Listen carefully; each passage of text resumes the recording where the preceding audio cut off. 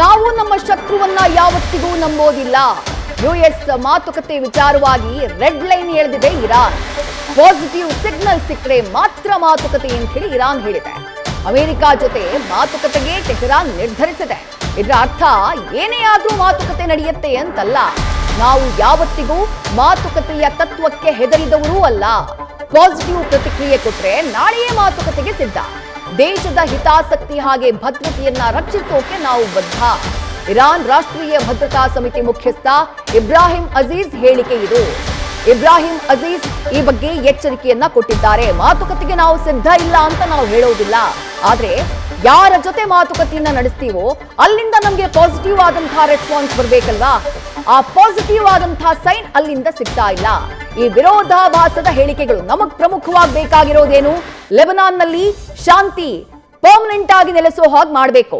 ಈಗ ಕದನ ವಿರಾಮವನ್ನ ಘೋಷಣೆ ಮಾಡಿದ್ದಾರೆ ಸರಿ, ಆದ್ರೆ ಲೆಬನಾನ್ನ ದಕ್ಷಿಣ ಭಾಗದಲ್ಲಿ ಹಲವು ಪ್ರದೇಶಗಳನ್ನ ಇಸ್ರೇಲ್ ಆಕ್ರಮಿಸಿಕೊಳ್ಳುವಂತಹ ಕೆಲಸವನ್ನ ಮಾಡಿದೆ. ಭೂಪ್ರದೇಶಗಳನ್ನ ಆಕ್ರಮಿಸಿಕೊಂಡಿದೆ. ಇಸ್ರೇಲ್ ಆ ಭೂಪ್ರದೇಶಗಳಿಂದ ಹಿಂದಕ್ಕೆ ಸರಿಯುವಂತಹ ಕೆಲಸ ಆಗಬೇಕು. ಇದು ನಮ್ಮ ಪ್ರಮುಖವಾದಂತಹ ಬೇಡಿಕೆ. ಮತ್ತೊಂದು ಕಡೆ ಬ್ಲಾಕೇಡ್ ಅನ್ನ ಮಾಡುವಂತಹ ಕೆಲಸವನ್ನ ಅಮೆರಿಕ ಮಾಡಿದೆ.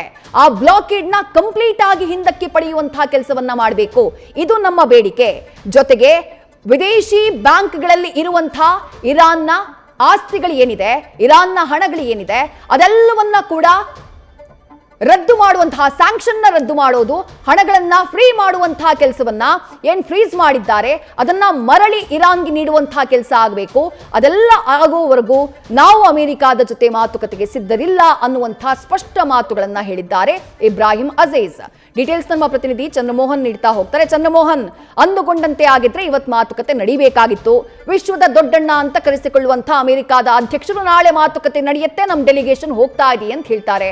ಬಟ್ ವಿಪರ್ಯಾಸ ಅಂದ್ರೆ ಇರಾನ್ ಅವರು ಮೀಟಿಂಗ್ಗೆ ಹೋಗಿಲ್ಲ, ಹಂಗಾಗಿ ಮಾತುಕತೆ ನಡೆದಿಲ್ಲ.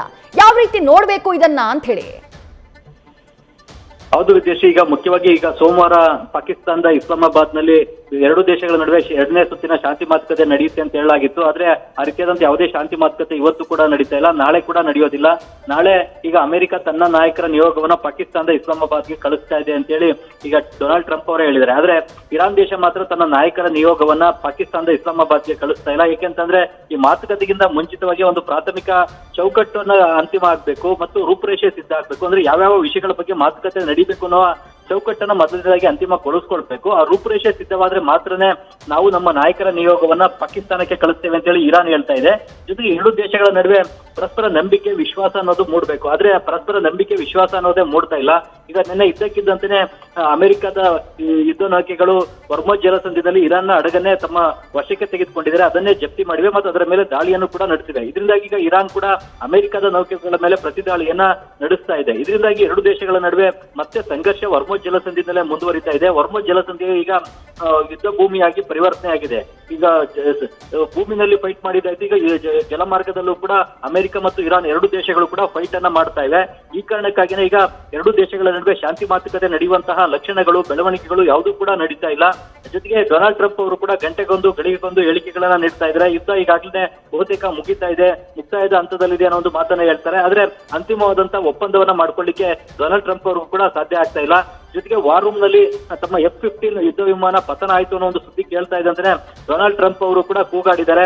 ತಮ್ಮ ಸೇನೆಯ ಅಧಿಕಾರಿಗಳ ಮೇಲೆ ಕೂಗಾಡಿದ್ದಾರೆ. ಜೊತೆಗೆ ಯುರೋಪಿಯನ್ ರಾಷ್ಟ್ರಗಳ ವಿರುದ್ಧ ಕೂಗಾಡಿದ್ದಾರೆ. ಇದರಿಂದಾಗಿನೇ ವಾರ್ ರೂಮ್ ನಲ್ಲಿದ್ದಂತಹ ಅಮೆರಿಕದ ಅಧಿಕಾರಿಗಳೇ ಟ್ರಂಪ್ ಅವ್ರನ್ನ ವಾರ್ ರೂಮ್ ನಿಂದ ಹೊರಗಡೆ ಕಳಿಸಿ ಅವರಿಗೆ ಈ ಯುದ್ಧದ ಬಗ್ಗೆ ಕ್ಷಣದ ಅಪ್ಡೇಟ್ ಗಳನ್ನ ನಾವು ಕೊಡ್ತೇವೆ, ಅಗತ್ಯವಿರುವಂತಹ ಅಪ್ಡೇಟ್ ಗಳನ್ನ ಕೊಡ್ತೇವೆ ಅಂತ ಹೇಳಿದ್ದಾರೆ. ಟ್ರಂಪ್ ಈಗ ಕೂಗಾಡುವಂತಹ ಮಟ್ಟಕ್ಕೂ ಕೂಡ ಹೋಗಿದ್ದಾರೆ, ಕಿರ್ಚಾಡುವಂತಹ ಮಟ್ಟಕ್ಕೂ ಕೂಡ ಹೋಗಿದ್ದಾರೆ. ಇದೆಲ್ಲವೂ ಕೂಡ ಅವರ ಹತಾಶೆಯನ್ನ ತೋರಿಸ್ತಾ ಇದೆ. ಈ ಒಂದು ಡೊನಾಲ್ಡ್ ಟ್ರಂಪ್ ಅವರು ಕೂಡ ಭಾರಿ ನಿರಾಶೆ, ಹತಾಶೆಯಿಂದಲೇ ಇದ್ದಾರೆ. ಆದ್ರೆ ಯುದ್ಧವನ್ನ ನಿಲ್ಲಿಸುವಂತ ನಿಟ್ಟಿನಲ್ಲಿ ಅಂತಿಮವಾದಂತಹ ತೀರ್ಮಾನವನ್ನ ಕೈಗೊಳ್ಳಿಕ್ಕೆ ಡೊನಾಲ್ಡ್ ಟ್ರಂಪ್ ಅವರಿಗೆ ಸಾಧ್ಯ ಆಗ್ತಾ ಇಲ್ಲ. ಮತ್ತು ಇರಾನ್ ಕೂಡ ಈಗ ಶಾಂತಿ ಮಾತುಕತೆಗೆ ಪಾಕಿಸ್ತಾನಕ್ಕೆ ಬರ್ತಾ ಇಲ್ಲ. ಈ ಹೊರ್ಮುಜ್ ಜಲಸಂಧಿ ಈಗ ಮತ್ತೊಂದು ವಾರ್ ಫೀಲ್ಡ್ ಆಗಿ ಪರಿವರ್ತನೆ ಆಗಿದೆ. ವಿದೇಶಿ, ಥ್ಯಾಂಕ್ ಯು ಚಂದ್ರಮೋಹನ್ ತಮ್ಮೆಲ್ಲ ಡೀಟೇಲ್ಸ್ಗೆ. ನ್ಯೂಸ್ ಫಸ್ಟ್ ನಿರ್ಭೀತಿಯಿಂದ ನಿಮ್ಮ ಪರವಾಗಿ.